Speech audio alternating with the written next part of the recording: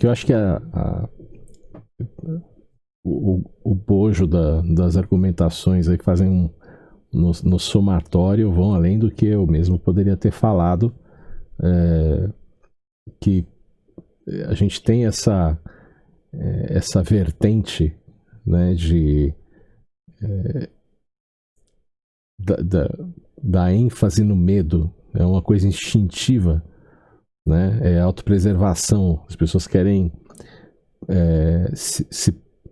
né, manter aquilo que conquistaram, a sua acomodação, a sua posição de conforto, por mais desconfortável que seja a posição que ela considera o status quo da sua própria vida, que é o conforto conquistado, às vezes é uma porcaria, mas é o que ela tem, né?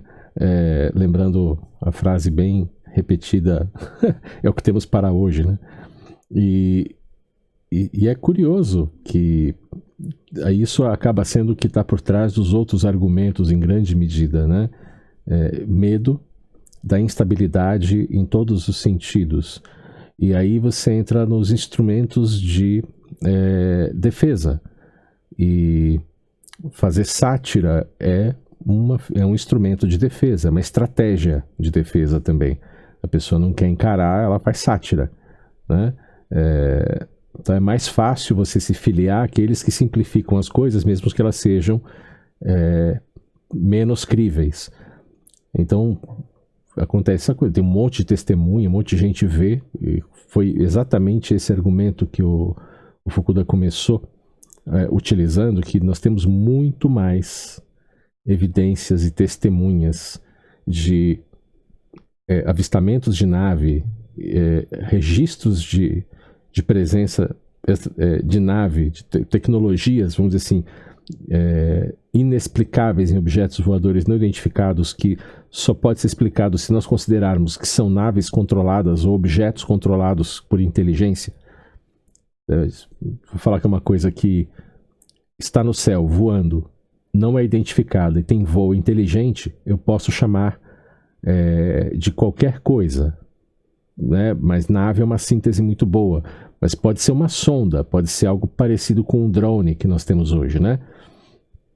Mas tem voo inteligente, usa uma tecnologia que resulta em feitos inexplicáveis para nós, né?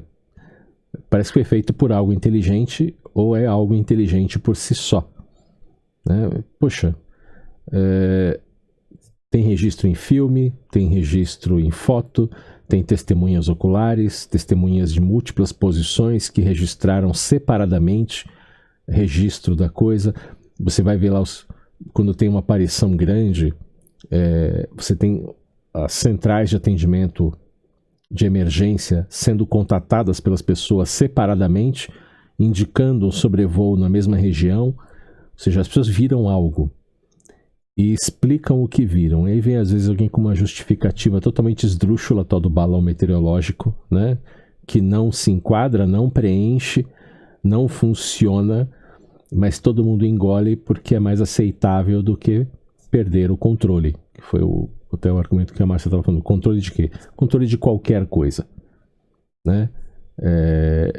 Infelizmente, quando nós olhamos para a estrutura, quando a gente fala em estrutura, você tem pontos de apoio, né? A gente olha para a estrutura do mundo, estrutura da sociedade, nós temos limitadores, pontos de apoio, nós temos partes flexíveis, partes rígidas.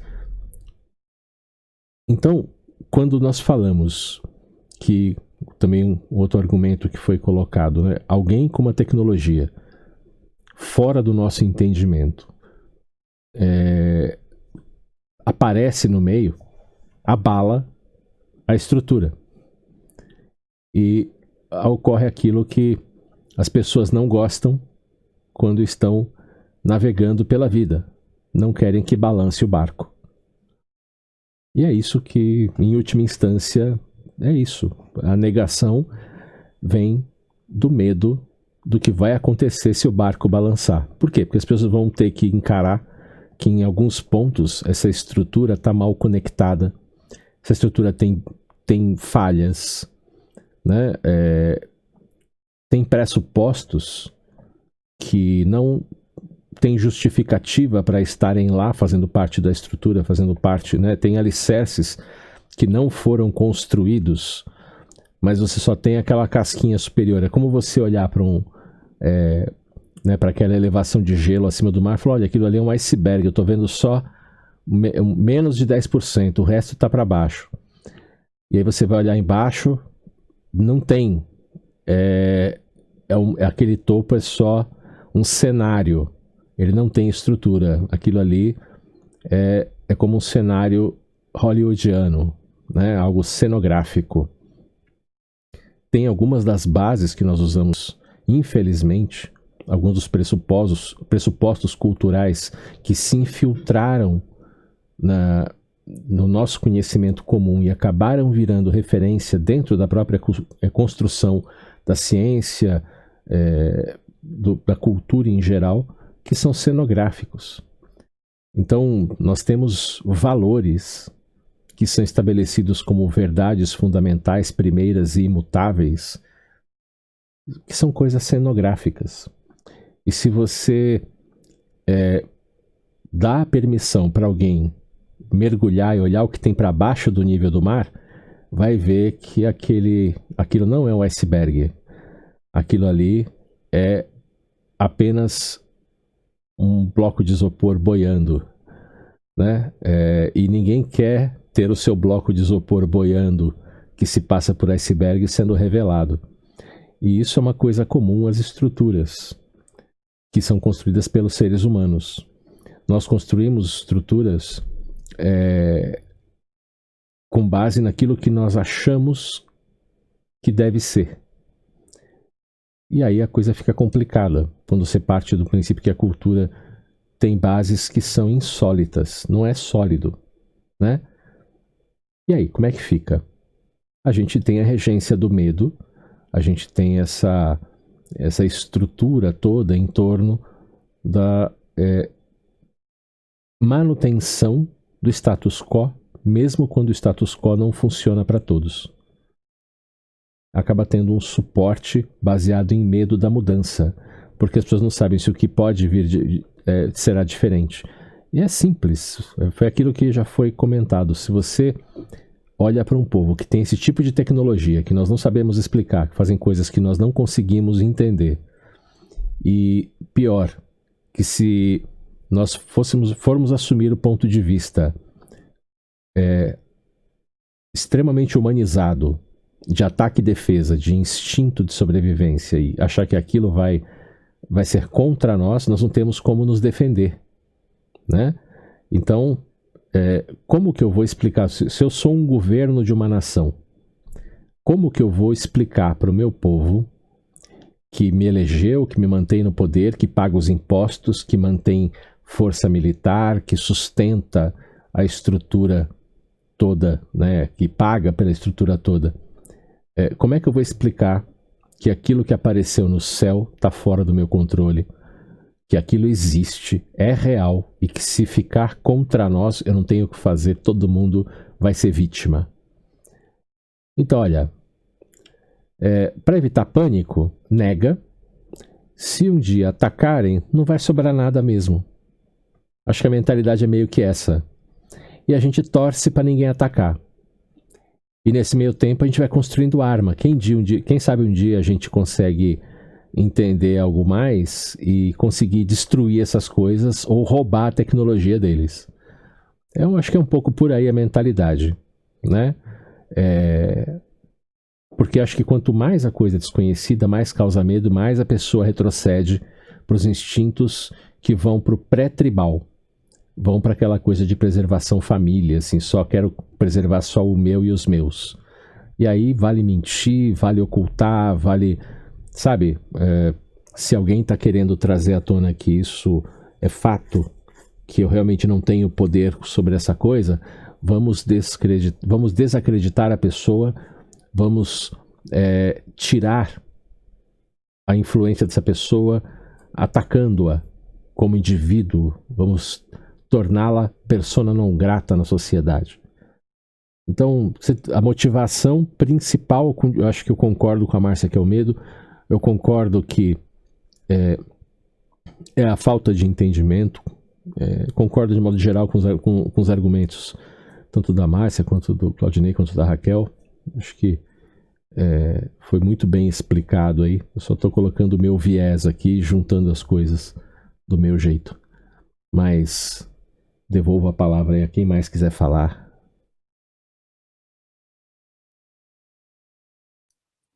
Eu ia fazer um comentário aqui que são vários argumentos muito interessantes, né, e pontos de vista, na minha opinião, acho que super válidos, né, e isso olhando aqui de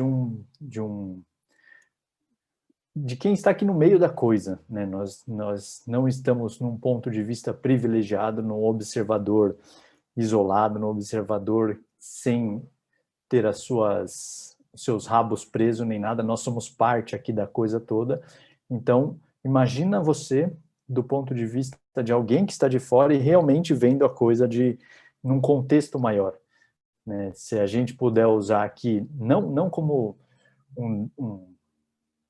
uma coisa que nos desmereça, né? Mas se nós usarmos o exemplo de um cientista observando os ratinhos ali embaixo, isso sem querer colocar a escala de valores nem nada, só como um exemplo mesmo. Você pode ver os ratinhos ali embaixo, eles estão tendo o seu ponto de vista bastante limitado em relação daquela pessoa que está, de repente, vendo quais são as interações externas, vendo quais são as interações entre eles ali, né? Então, se nós apenas aqui, sendo os ratinhos, sem que ninguém, de novo, se sinta mal por conta disso, mas se nós, os ratinhos, conseguimos levantar tantos problemas assim, né? Conseguimos levantar tantos pontos em que o caldo poderia entornar, imagina você de um ponto de vista mais elevado, né? Então, dá para a gente fazer aquela ligação com o que nós falamos ali no final da palestra, né, de possibilidades, de motivos pelos quais um extraterrestre que esteja nos visitando não apareça assim de uma forma mais evidente. Ele deve observar isso, deve ter tudo isso na equação que nós falamos aqui e mais um tanto de coisas que de repente nós não estamos conseguindo observar, né? E aí isso nos leva a uma outra questão que, tendo isso tudo em mente, né, levando esse tanto de fatores aí na sua equação para não então interferir, para não então se fazer ver dessa forma mais planetária, dessa forma mais pegando as massas de uma forma inequívoca, para que todo mundo saiba que eles estão ali, eles têm então essa preocupação de não fazer os seus ratinhos ali observados fliparem, não fazer o pessoal ter um ataque dos nervos, não surtar e não quebrar o contexto planetário que eles estavam observando. Isso dá para nós, então, uma visão dessas pessoas, desses extraterrestres, né, de que eles têm, então, essa preocupação a mais. Eles têm, então, um certo cuidado que muitas vezes nós não atribuímos a eles, né? E aí, eu queria fazer esse paralelo, né, trazer aqui para nós que isso parece muito com essa preocupação de que você tem com alguém que você quer bastante, né, que você tem um apreço, um carinho especial, e traz para a gente que eles podem ter um conjunto de valores, né, que eles devem ter, então, um conjunto de valores que é um pouco diferente, de repente, dos nossos de forma geral, né? Então, eles estão tendo um cuidado aqui com a gente, eles estão lógico, nós já estamos aqui na terceira marcha indo lá adiante, né? Nesse cenário aqui, eles estão tendo esse cuidado aqui a mais, que não é um cuidado que nós temos muitas vezes nem entre nós aqui, entre semelhantes seres humanos, né? Entre semelhantes seres humanos aqui, se alguém, por exemplo, que não é da sua nação, está sobrevoando o seu espaço aéreo e não fala nada para você, a primeira reação, além de tentar falar para a pessoa, vaza daqui, meu irmão, é você abater, derrubar e fazer coisas assim, né? Então, nós, entre os seres humanos, nem pegando alguém diferentão, nós aqui temos uma atitude muito mais belicosa, muito mais de confronto, né, de conflito, do que aparentemente esses seres têm para com a gente.